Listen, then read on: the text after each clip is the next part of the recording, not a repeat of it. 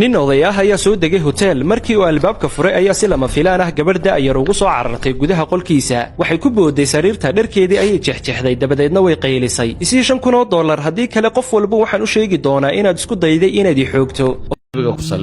odaygii ma argagixin waxa uu si degan u furay boorsadiisii waxa uuna bilaabay inuu wax ka dhex raadiyo gabadhii codkeedii ayay kor u qaaday wayna qaylisay xaaladana waxay ka dhigtay mid ka sii weyn xitaa telefoonkeedii ayay soo qaadato waxay ku tidhi booliiska ayaan wacaya haddana odaygii waxba ma odhan markaas ayaa uu soo bixiyey buug yar wax ayuu ku qoray dabadeedna iyadii ayuu u dhiibay waxaan ahay qof dhogoole ah oo hadalna aan awoodin kuma maqli karo fadlan qoraal ahaan halkan igu qor waxa aad leedahay haweenaydii si kalsooni leh ayay u dhoola caddaysay buuggii ayay ka qaaday waxayna si adag ugu qortay hanjabaadeedii iyadoo dhoola caddaynaysa sidii qof mar hore guulaystay oo kale laakiin si lama filaan ah odaygii ayaa hadlay hadda isii $10,000 haddii kale waxaan booliiska u gudbin doonaa eedaada ah inaad lacag igu rakaataynaysay oo aad rabtay inaad idhacdid sababtoo ah qoraalkani waa caddayn aad u fiican oo igu filan gabadhii way barafooday kalsoonidii oo dhan ayaa ka luntay waxay bilowday inay baryo tanto sababtoo ah waayo aragnimada qaylo waxba lagagama qaadi karo